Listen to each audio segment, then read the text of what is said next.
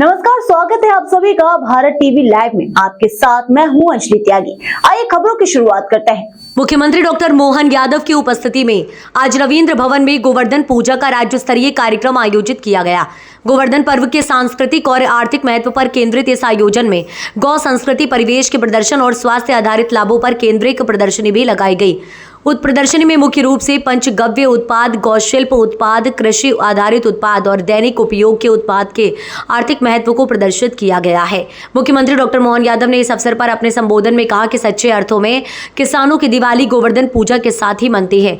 गाँव की संस्कृति, गाय की संस्कृति का अनुभव ही अलग है। वेदों के माध्यम से भी हमें यह शिक्षा मिलती है, माँ और गाय हमेशा ही पूजनीय है। सीएम बोले कि भारत की देशी नस्ल गाय सबसे बेहतर है। डॉक्टर यादव ने कहा कि मेरे घर के अंदर का अनुभव बता रहा हूँ। मेरे घर में मालवी गाय थी जिससे कभी दूध निकाल लो। सीएम ने कहा कि गौवंश में हम तीसरे नंबर पर हैं, आने वाले समय में हम नंबर 1 पर आएंगे, संकल्प कर रहे हैं। दूध उत्पादन पर भी हम बोनस से कर रहे हैं। गौपालकों के लिए हम योजनाएं लाए हैं। जिन्होंने गाय का शुद्ध घी खाया वो कम बीमार होता है। लक्ष्मी पूजा बिना कमल के फूल के बिना कैसे हो सकती है। सीएम बोले कि अर्थव्यवस्था के मामले में अगले साल हम जापान को छोड़ देंगे। आज गोवर्धन पूजा का आयोजन पूरे प्रदेश में एक साथ हो रहा है। हमारे अपने देश में, प्रदेश में कृषि प्रधान देश और कृषि प्रधान प्रदेश, ऐसे में कृषि की आय के साथ साथ पशुपालन करते हुए दूध उत्पादन को बढ़ावा देने के लिए सरकार इसको एक आंदोलन के रूप में ले रही है। इसलिए हमने पूरे प्रदेश में गोवर्धन पूजा का आयोजन भी किया है।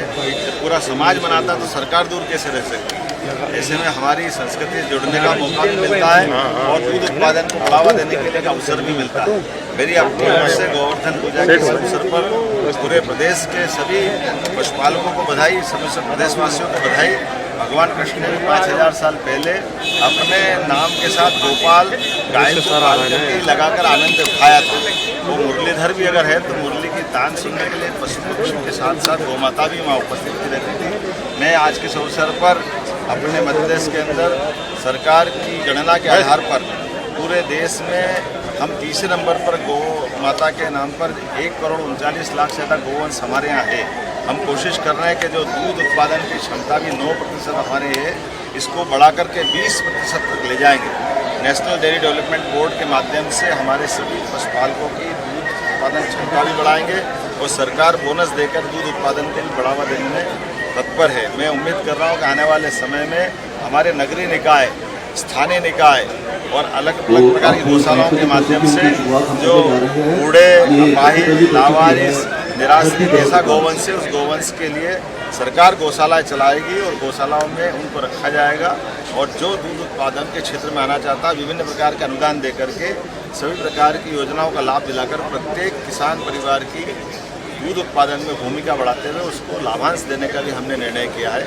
मेरी अपनी ओर से पूरे आयोजन की बधाई। सर, गाय को काफी समय से राज्य माता का बने रहने के लिए ये कार्यक्रम हो रहा है, जबकि जमीन आए ना वो भी पूजा करने वालों को क्या शर्म आ रही है, तो वोट में चला जाएगा। सर, हाथियों के मौत के मामले में कल इमरजेंसी बैठक बुलाई थी, प्लीज। हमने एक कमेटी बनाकर तुरंत भेजा है। किसी प्रकार की कोई भी पशु हानि होती है अत्यंत कष्टकारी है। मेरी जानकारी में आया था कि हाथियों के घटनाक्रम में तो मैंने वरिष्ठ अधिकारियों को कहा कि इसके नीचे तक जाकर जानकारी निकाले। आमतौर पर ऐसी घटना होती नहीं है, लेकिन एक घटना हुई है जिससे हम सबके, मेरे मन में भी बहुत इस बात की पीड़ा है। निश्चित रूप से हम इसकी जांच करेंगे और कोई भी दोषी उसको छोड़ेंगे। फिलहाल खबरों में बस इतना ही। बने रहिए भारत टीवी लाइव के साथ। नमस्कार।